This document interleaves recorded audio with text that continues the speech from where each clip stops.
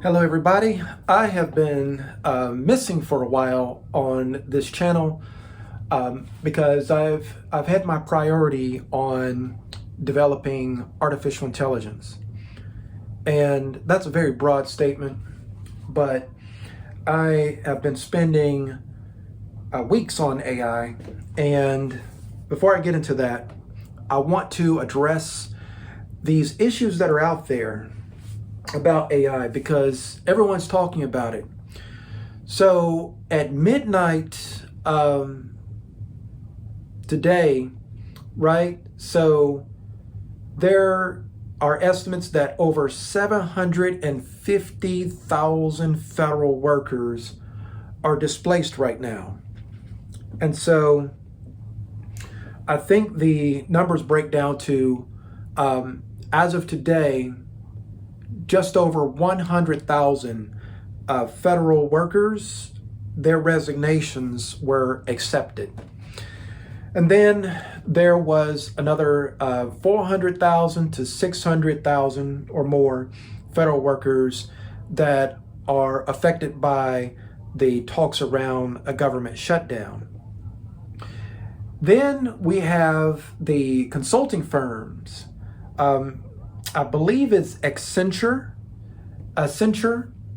They're a consulting firm. They are looking at a large number of layoffs where they've stated that if the employees do not learn artificial intelligence, those employees are let go.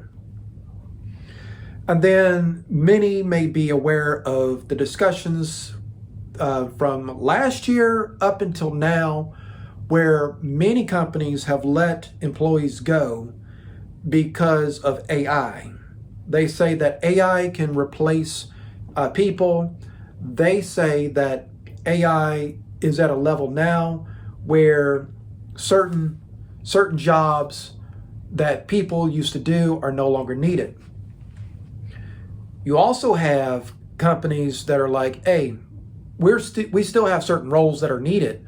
We just don't need as many people to do them because of AI. So that's kind of the big picture on it right now in terms of how AI has been affecting people, right? So we got a couple things, in play right now. So we got AI-based layoffs. We have AI-based replacement, right? So customer service, some sales. We have some tech support. We have some consultants. We have clerical and office. We have some software development.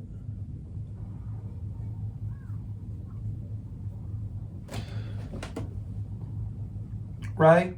So we have some of that, right? And you may not read all of this because when you film using these technologies, it turns it backwards. So if I could write backwards, then you would be able to read this, left to right. So anyway, that's something that Apple probably needs to work on. But what I have to say here is that software development is a big one. So there are many software developers, and I could count myself among them in the past, right? Who have been like, okay, number one, AI can't replace me. Number two, AI can't do as good of a job as me. And number three, companies are going to come screaming back for the software developers once they see the horrible job that AI does. And number four, you need software developers to build AI in the first place, right? So those are some of the broad themes. And the thing about it is,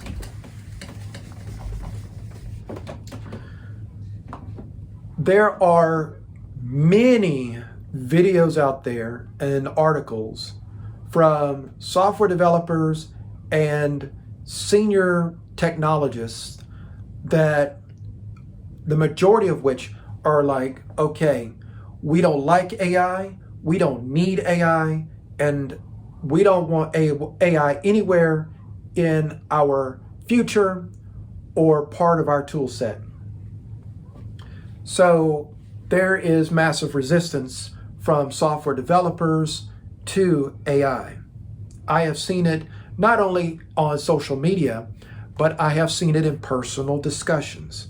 I have seen it in some very personal discussions. And the thinking is that developers that use AI, they become dumber. Developers that use AI will lose their skills. And developers that use AI won't be as competitive when it comes to those developers that either have abstained from using AI or that use AI in a very minimal way. So that's kind of the thought out there. And so this discussion here is really just to see where we have been, and I'm going to show you a glimpse of the future. Like I said, I haven't been doing content for a minute here because I have been spending weeks on AI. I've been using OpenAI's ChatGPT for going on 2.5 to 3 years. And so I consider myself an expert in the use of generative AI as an advanced user. So I have gone through many of the growing pains that people have talked about and discussed with the generative AI. I have seen the same difficulties that people talk about now. I saw those difficulties early on. I made videos about them. And you could go back to some of my older videos a year or two ago where you would get the sense that I was an AI denier. But for many reasons, even though I had backed off of it for a while, I re-engaged it and I said, I'm going to try again. And I did that several times. I didn't give up. So this last little while, let's say the last month, maybe a month and a half, I have been working very, very intensely on AI-based software development as one of the things that I have been pursuing. I've pursued some other things with AI, but AI-based software development is something that I've looked at. And so, you know, I have my own little document that I'm put together. Nice cover page, but the rest of these pages are blank. And there's a good reason why that is the case, right? But one of the things that I did is, and I wrote all of this, but I wrote a very extensive document on creating AI, creating a software development AI, the whole process and checklist, right? So I have it all documented in detail.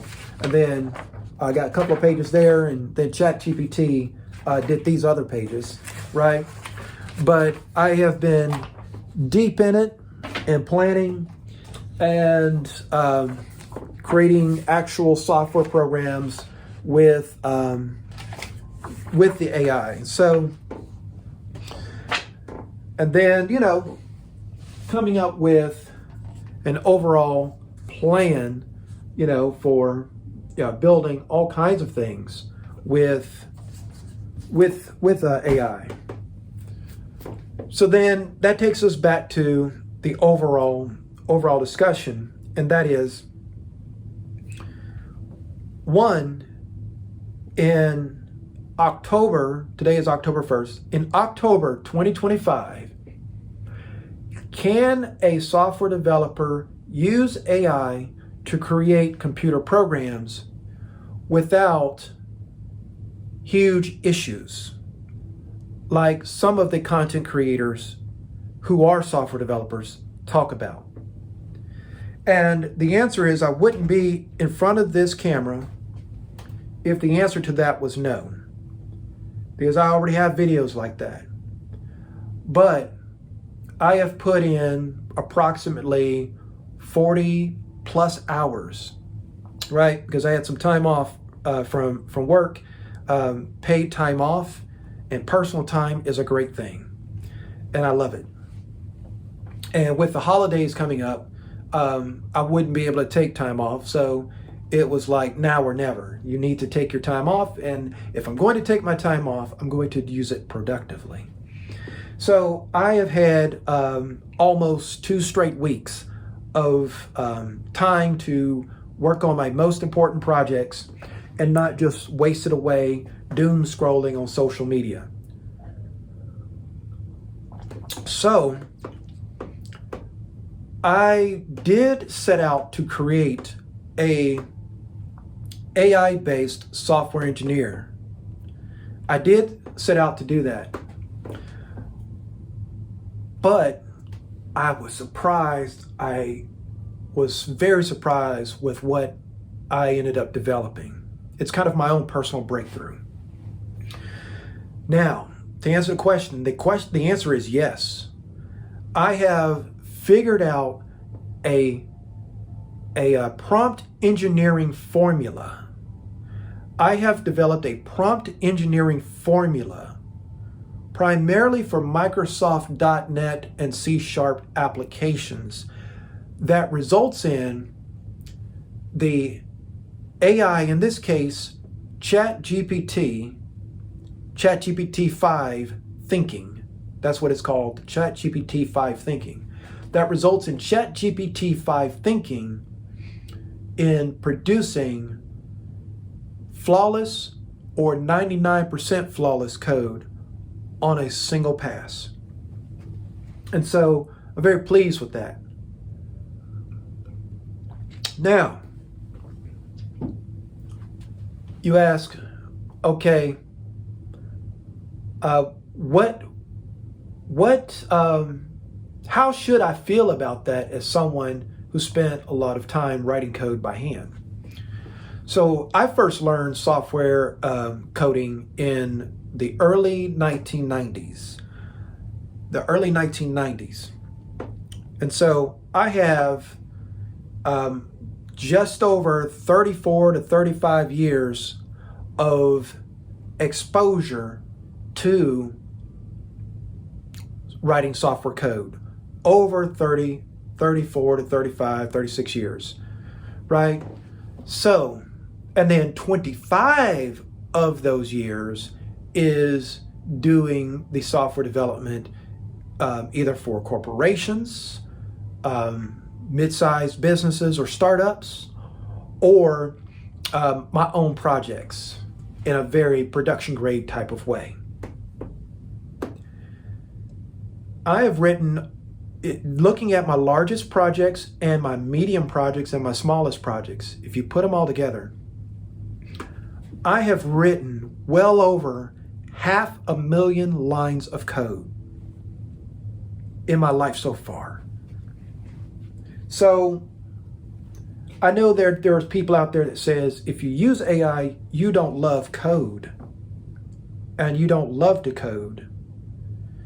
Well, when you have somebody like me who's written 500,000 lines of code since they were in their early 20s, or let's say my late teens. So from my late teens until now, I've written 500,000 lines of code and enjoyed every minute of it. 20 to 30,000 hours heavily immersed in software development and just in it like a person who is an artist. But there comes a point where you write code so much that you lose the big picture. And it is great to write code and start out with a prototype, whatever. But if you're actually trying to build things, because you just don't write code like you write poetry. You just don't write code like you write in poetry. You're not writing this code so that all the other software developers in the world can see how good you are at writing code. You're not writing code so that all the other software developers in the world be like, oh yeah, I agree with that idea. Let me join in, contribute, and build, right? That's not why you as an individual developer, primarily in your spare time, because writing code at work, that's a whole different perspective. But writing code in your spare time on your own personal projects, where you're actually trying to build software and share that software with the world, you're not doing that just so you can see how beautiful your code is. I did go through that phase in my life. I did. And I learned many great lessons from that. But if you're trying to actually accomplish something and have it be impactful and useful, and it's not necessarily something that would go to the general public. It may be some things that you're building for yourself, right? So you could be building stuff for yourself. But why would you take an entire week or an entire month or 6 months building something for yourself where the code is not the point? What it does is the point. So let's say you got, and this is not a exaggerated scenario I'm going to point out. Let's say you have 200 to 500 XML files spread across multiple directories. You could write the most polished tree traversal algorithm known to humankind, and you could have the most immaculately written parser, tokenizer, formatter to take all of that XML spread across all these different directories to amalgamate them into markdown format. And you can spend so much time on that. But at the end of the day, what you really want is all of that XML converted to markdown format. So by the time you have finished maybe a couple of days to a couple of weeks, maybe a couple of months on really building that so that it's your permanent, long-lived, perpetual file conversion utility to do the things that you want, when you're done, you're going to forget about all that effort that you put into it. All you're going to be satisfied with is that you can run the executable, the utility, and it goes to town and gets all the stuff done. Now, you could spend a week or a couple of weeks, maybe a couple of months, depending on your experience level, depending on how much polishing you want to do to accomplish that. And meanwhile, I got AI and the right specification, and I can build that inside of 30 minutes or less, 30 minutes or less. And if I got my prompt engineering really stacked up well, I can do that in 10 minutes. And it's accurate, it's thorough, it considers all edge cases. And when I run it, it can handle, let's say, 1 gigabyte aggregate worth of XML data in 30 seconds to a minute. Now, with some performance optimization, we can get that down to maybe half a minute, or under half a minute. But I run the code, I run the program, and it takes a minute, maybe 2, and all of that is aggregated. All that XML is aggregated into 1 0.5 gigabyte markdown file, demarcated into sections. And I did it in 10 minutes. And The code that is written looks exactly like the type of code I would write.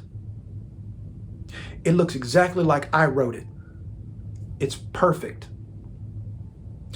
And in fact, it's probably better than the code that I would write, because there is zero drift in parts of it. So it took me a lot of trial and error to get to the point to be able to pull that off. So here's the thing.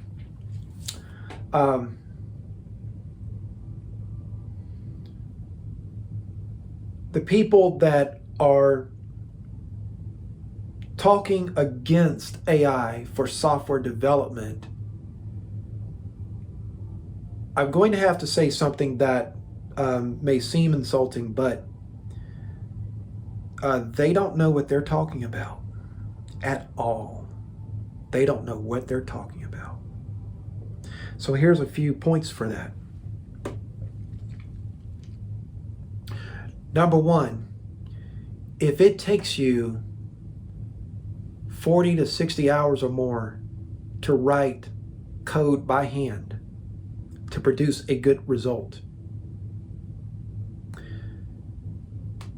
and it takes you 40 to 60 hours to develop an artificial intelligence that can produce that same code, then guess what? Artificial intelligence crafting through immaculate prompts, specifications, golden examples, and the like is also programming of a different order. I don't want to hype it up and say this is a new type of programming, because I don't fully believe that, because I am actually just trying to produce program code that I will then take ownership over in terms of testing it, tuning it, and all of that. And you can automate all of that in AI as well. I just don't go that far with it at this point. But if you're sitting there specifying, drafting the right prompts and all of this, and it can give you a significant leverage in terms of the end result, then it's no different than programming using C# or C++ or Java or any of those languages where you're writing code in a higher level language and the compiler is translating it. It's the same thing. It is the exact same thing, I promise you. We're just now doing it at a higher level using very structured English, because the words you use with AI matters a great deal. You just can't say anything. So programming is very strict and structured in terms of the words that you use, the grammar that you use. And using AI to build programs is the same way. And I know you have demos like Lovable AI that shows you that you can use English language in a much more loose way to produce apps, but I've looked at Lovable AI, and it is not as comprehensive as what you would do with Perplexity, Anthropic, or OpenAI's offerings at this time, or Google Gemini with the right instruction set. So, but Lovable AI is still a great advance because it allows people who don't have the requisite technical background to build a certain type of app, and do very well with that. So I think that's good, right? So that's the first thing. The second thing, and the point I want to emphasize the most, is that people who are talking against AI, they are individuals that take great pride, as I do, in spending years reading lots of books and articles and applying themselves through hours and months and years of experience to hone their craft of software development and engineering, as well as architecture. And the concept that AI could trivialize that is an insult, and it's concerning, and I can relate to that. But you also have to spend years and study and reading and experience with AI itself as it has been packaged by OpenAI, Anthropic, Google, and others to also deliver quality results. So all this does is it shifts where the effort is. It may even increase the amount of effort. The AI doesn't make it easy for you to be a software engineer. It may actually make it more difficult to be a software engineer, because in order to take huge advantage of it, you have to be some level of an expert. You have to be some level of an expert. But even with all of that investment of time, of research, of trial and error and refinement to produce results that are more comprehensive, more refined, and more immaculate and meticulous than what you might do or be able to sustain doing many of the steps manually yourself, you have to be invested in it. So the same amount of effort that the software developers who complain about AI put into being a software developer is the same amount of effort, if not more, that you would put into using AI effectively. So you still have craft and skill to be proud of. I'm proud of my straightforward software development and engineering skills in general, right? But I'm also proud of the AI capabilities and insights that I have. It's like anything, I can improve, but what I have developed so far is an advance in what I've done, what I've been able to do. So I'm going to show you a few things. So, like, I alternate between my tablet and my computer, but I have long discussions, long discussions, with the chat interface. And so here's what this looks like when you want to put this into practice. So there are 3 ways to use Chat GPT. 3 really good ways. There's more than this, right? But I'm going to focus on the 3 that I focused on. Number 1, you have chat, where you just chat in line. You just start a new chat and you get things rolling that way. Number 2, you have what's called projects. And number 3, you have what's called custom GPTs, right? So you have chatting with it that most people are familiar with. You have projects, and then you have custom GPTs. Now, what's the big difference between these for software development and anything? Because this software development is like the high end, where it's like you have actual proof whether something works or not. Does that code compile? And does that code that chat is telling you, does it actually become a program that works? Or does it have flaws? Or is there barriers to it even getting off the ground?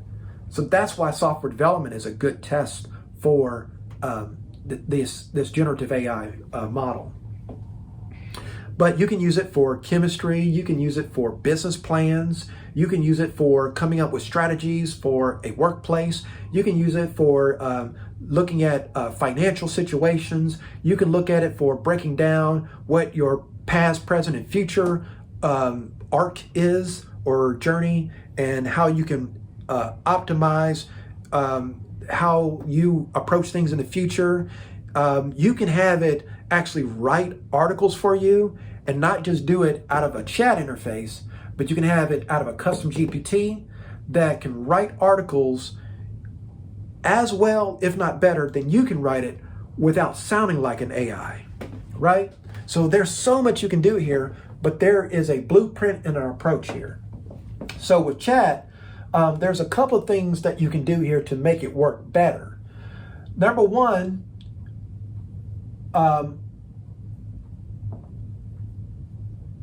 watch what you say.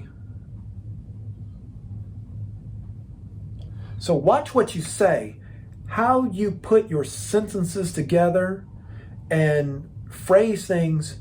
That's very important, right? So that's number one.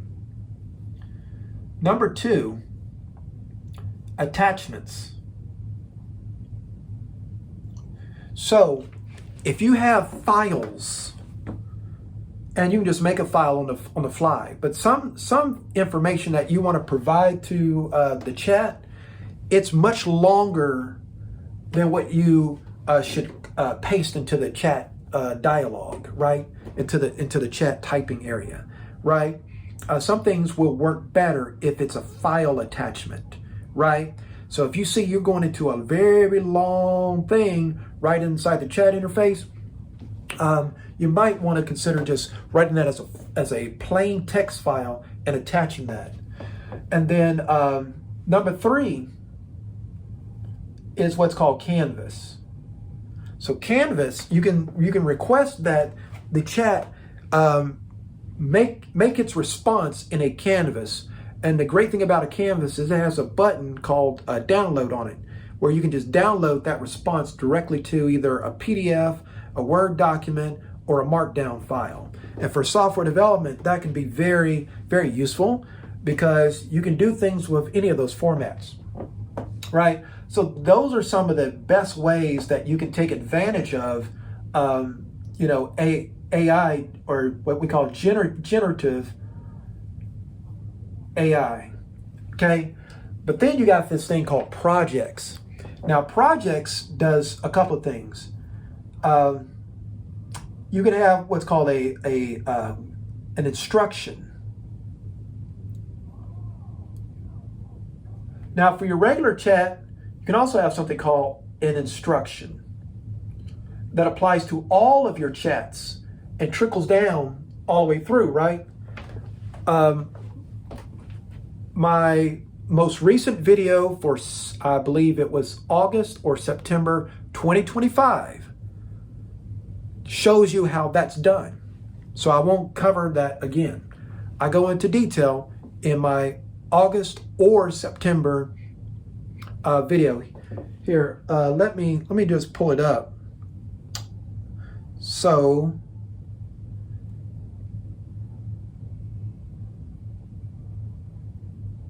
there it is. So this video right here, right? It's titled, I made AI correctly solve 5.9 minus 5.11 and you can too. And I published it on August 16, 2025. And it shows you how to do this when it comes to instructions. But you can have instructions for a specific project. So maybe these instructions are good in general, right? But maybe you have a project called, you want to do a janitorial service. Maybe you want to do a janitorial service, right? That's one project.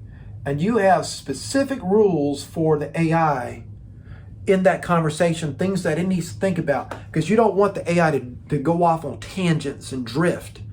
And the more rules you give it, the better a job it does. It's just like managing a workplace, or being a manager, or being an executive or a CEO or something like that, where when you have rules, things work better. So what you're doing with the instructions is you're setting expectations. So maybe you have another project called, you know, global economics. Global economics. Maybe you're trying to figure out the best economics plan for either your country, your state, your city, or yourself, right? And so you have instructions for that. So that's number one when it comes to projects. Number two for projects is, again, attachments. But these attachments are not for just one chat. They're for all chats in this project. So you might have a couple of documents, books that you've written, articles that you've written, maybe just some example plans, project plans, blueprints, you name it. And you want it to refer back to these in every chat discussion. So each project has its own chat history, has its own set of chats, right? And those chats, right, they're their own self-contained thing, their own world. So I did a trial of software development using projects because I wasn't ready to go full on Custom GPT, right? But my trial worked remarkably well because this is faster to spin up than the Custom GPTs. But now that moves us to the Custom GPTs. A Custom GPT, it has instructions, has an instruction, right? Instructions. These are the rules for how this particular GPT is going to work, right? This is your own AI. And it has a maximum of 20 files you can add to it. 20 files you can add to it. For software development, these files can be code examples, or it can be full on, code, whatever you want. And it could be standards, like how you write code, how the code should be written, that sort of thing, the rules. It could be philosophies. It could be anything, right? And so the benefit of this over the projects is this is going to be 100% consistent. Projects, even with the constraints you put on it, it can drift. But this is less likely to drift, right? So that's how that looks, right? All right, so that's what I have been working through. And, one of the things that made my process go so long is this aspect here. This is actually called, in the world of ChatGPT, for custom GPTs, this is called knowledge. It's called knowledge. And I spent a lot of time on knowledge because I've built a custom GPT before. I built one last year that automated C++ software development. And I had spent a good amount of time curating the knowledge, my own knowledge base for C++ development. And I made a GPT and it was successful. So I thought that I needed to replicate the same process. So what I ended up doing is I went and I gathered lots of knowledge, right? I gathered lots of knowledge, but then I ended up with another problem. This knowledge wasn't in the best format for GPT to read. It can read any file, right? Any text-oriented file. But some files it reads better than others. Files that it don't do as well on, so I'm gonna put that in red. Let's put that in red. The files it don't do as well on are PDF. But PDF is my favorite file format. So PDF is good for human beings, but it's not good for computer programs. So PDF, so I had to learn a lesson there. right? So it doesn't like PDF. It does not like XML, files that are in XML format, right?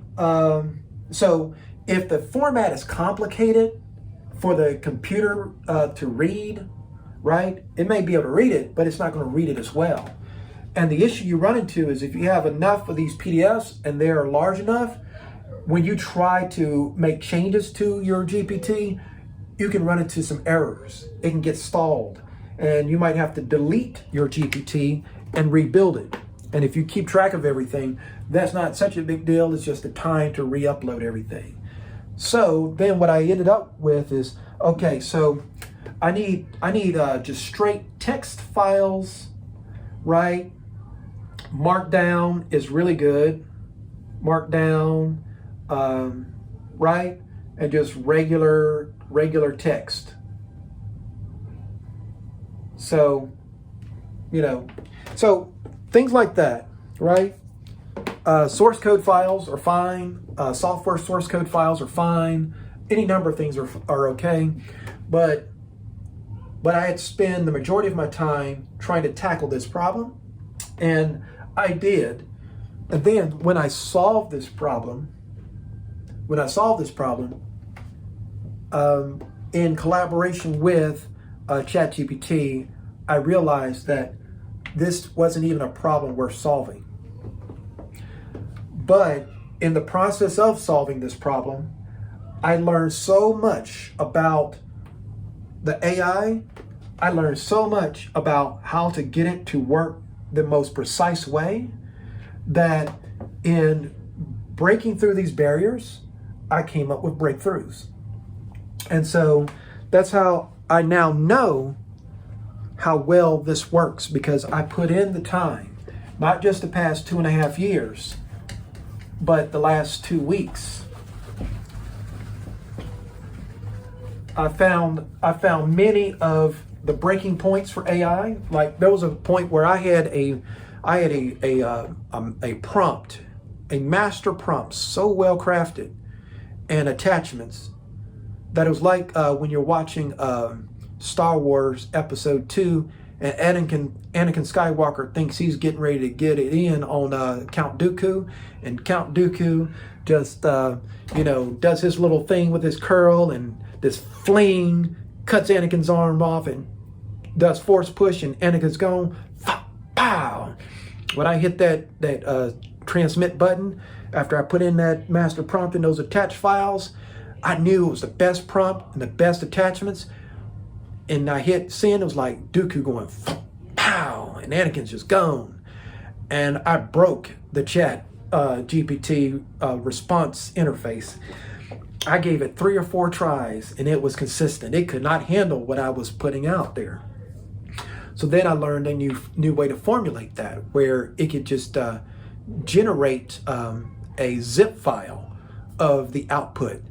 And then I learned some things from that, and I went through a whole rabbit hole that said, oh, so this is like the actual foundational core to get the maximum leverage on things. And so I won't go into so much detail on that because that's a competitive advantage for me personally. But the thing is, that's the overall outlook on these AIs, right? So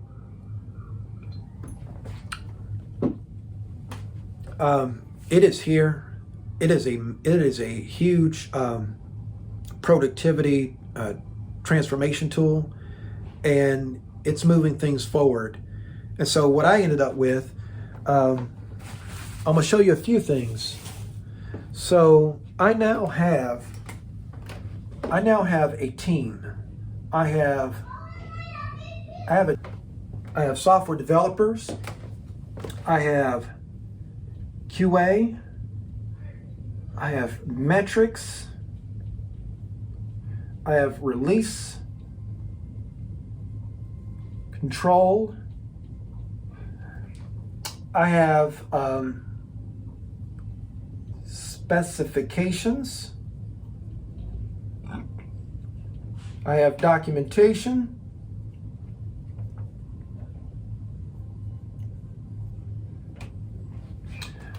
So I have many of these.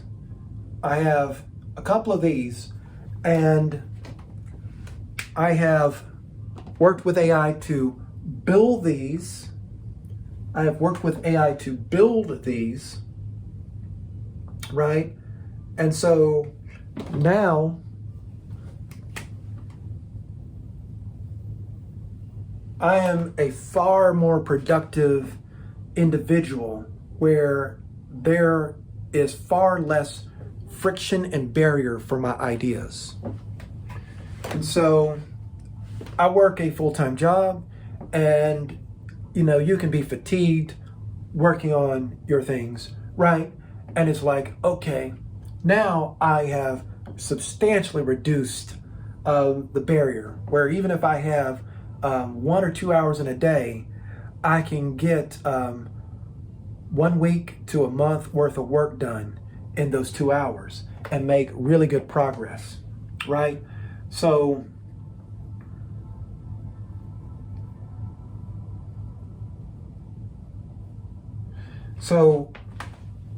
for the first time in a long time, after accomplishing this and going through the trial and the challenge, I once again, I feel like a leader. I feel like a real leader in a way I have not felt in a long time. I feel like a real general in this process. And it has really awakened something in me I didn't think would be awakened. I was following this course because, not mainly because I was interested in it, but I was following this course because I have some things I want to do and I want to be able to do them. But my earlier plan of doing it all myself the traditional way was not really working out. And I would have kept at it, but it would have been continuous loss and continuous falling backwards in a way. But now it's flipped. The other direction is flipped entirely the other way. And I made the investment in the right tools and in the right strategy, and I kept at it. And I didn't give in to my colleagues in software development who talk negatively about this. And so I'll say it again. I understand where many of the detractors are coming from, but they're wrong. They are 100% completely dead wrong. And a lot of it, in my opinion, not all of it, but a lot of it, it is gatekeeping. It is the desire to preserve job security. But I totally understand many of those points of view and that sense of things. But the thing is, if the tool exists and someone can take advantage of it, someone with 25 years or more experience, and accelerate, and even if the code doesn't look as immaculate or as state-of-the-art as what a software developer would sit at a desk and build by their hands themselves, even if the code doesn't look as good as what they build, but I still can build things and cover more ground far more effectively than that person that's using all the latest patterns and practices and styling and all of this. It don't matter what you're doing. If the person that can leverage this AI can cover ground, can maintain it, and get there years ahead of where you would even endeavor to go. So that's the big picture I came upon. It was like, one of the mistakes I was making was I was trying to make the software development reflect the current state of the practice. And I've successfully trained my AI to do it the way I do it right now, the way I have done it for 25 years, where it still works, it's still good. It is the results that matter. It is the results that matter. And so, with that, that's where I've been. I'm not going to have a lot of these videos like this, or period, because it's like, you got to put your time where it's going to be the most valuable.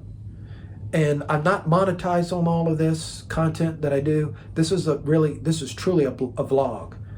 I will be able to be in the year 2040 and looks back at the year 2025, October 1st, and say, oh man, that was a huge turning point in my life. I remembered that. And just merely seeing the things, it's like, oh yeah, I remember all of that now, because I have a partially photographic memory, if not a fully photographic memory. I can replay every aspect of a situation like it was a movie. And so when I see certain things in this video, it's going to trigger memories and thoughts that could be helpful in the future. If nothing else, just superb nostalgia. So that's how I'm using AI. I'm on board with the big time consulting companies of the world, where yes, you need to learn AI. You need to become better at it. And I have seen such a benefit with this that I will go down the road as time permits, as opportunity permits. I'm going to go further into this, where I'm going to go beyond, the whole chat GPT in a web browser type of thing. And I'm actually going to write, or I'm going to have it write AI code for me that can orchestrate this process even more productively. So that's the big lesson I've learned. Continue to ramp up your productivity. So why did we learn Visual Studio in the first place for those that are on Windows? We learned Visual Studio, we learned Microsoft Visual Studio because it kept you from having to do make files and all this other stuff that people, talk against, right? That's why you learned Visual Studio. So the people are complaining against AI, right? Where the people that were around when Visual Studio first came out would have complained against Visual Studio. In fact, there are many that still do that. I am one of those. Command line development, man, because that's what I do. Command line development. But we pick up certain tools because they increase our productivity and increase our leverage. There are things in software development that people don't even notice that do things for them. So when people think they're manually writing code, that's not true. That's not true at all. So it hasn't been true since the late 1970s. So anyway, I hope you found this useful. If you have any questions at all, they're in the comments. I'm going to get back to what I'm building and what I am putting together. This is me leveling up. This is me leveling up my life, leveling up myself. I'm on the path of building again. I've had some setbacks in years past, but I have worked through all of the excuses I've had for myself. I have eviscerated them. And here on October the 1st, the master of his destiny has returned. No matter what barriers or difficulties I face, I have plans and strategies that are tangible, that are actionable, that are feasible, that are real, that is realistic, to create that world, that future that I've always wanted for myself, that I could then bring others into inclusively, that creates a higher quality life and a higher quality existence. So, until we speak again, I will see you later.